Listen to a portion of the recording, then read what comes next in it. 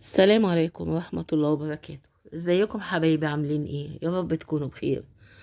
النهاردة معانا فيديو حلو قوي، فيديو كده جميل نملى بيتنا بالخير ونعمره بتكلفة بسيطة ومش عالية خالص. طبعا مربى الجزر والبرتقال معروفة، طعمها رائع تحفة الاتنين مع بعض. هنعملها بطريقة حلوة جدا وسهلة.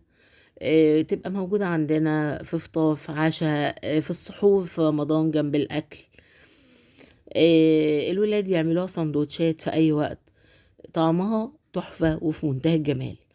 طبعا عارفين الفوائد الغذائية للبرتقال وللجزر. وهنعملها بطريقة سهلة كمان قوي وهتعجبكم جدا.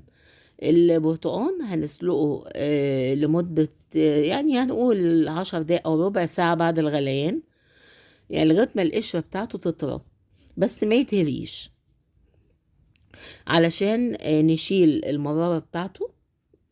ادي البرتقال عندنا، هننزل عليه بالمية المغلية وهسيبه يتسلق لغاية ما القشرة بتاعته تطرى كده عشان نشيل المرارة بتاعته بس، ونصفيه من ميته بعد كده. وهسيبه يبرد شوية، اقطعه نصاص كده علشان الحرارة بتاعته تطلع بس. هضغط على القشرة من بره اهو بسكينة، هنشوف هنلاقيها طرية والسكينة غرزت فيها بسهولة كده كده تمام. هقطعه طبعا وافرمه في الكبة. ممكن اعمله مربى لوحده، مش لازم مع الجزر. يعني ممكن لغاية المرحلة دي افرمه في الكبة واحط عليه السكر واشيله على النار كده. هتبقى مربى برتقال بس.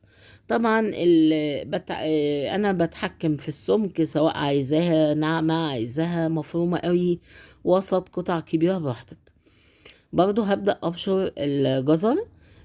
برضو ممكن اعمله مربى لوحده طبيعي، معروفة مربى الجزر، بس انا بصراحة حبيت اعمل الاتنين مع بعض.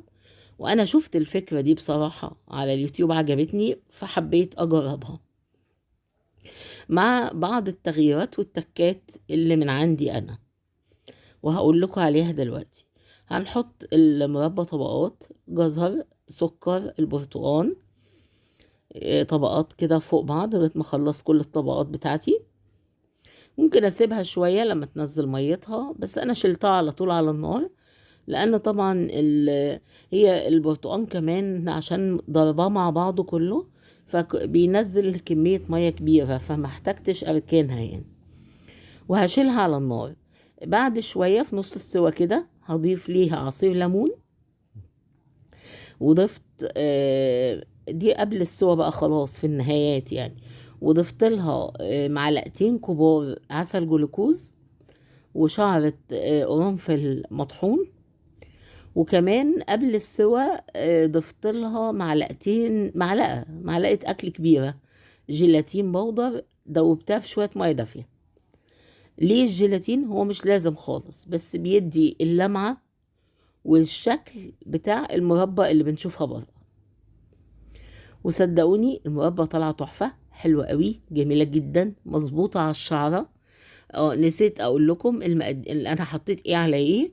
انا حطيت 2 كيلو برتقان و2 كيلو جزر، عليهم 2 كيلو سكر. يبقى كده كل كيلو ليه نص كيلو سكر، يبقى 2 برتقان 2 جزر 2 سكر. وطالعه مظبوطه قوي، لا دلعه ولا ناقصه سكر يعني ولا زايده، والطعم في منتهى الجمال. يا ريت تجربوها وتقولوا لي رأيكم. السلام عليكم ورحمة الله وبركاته.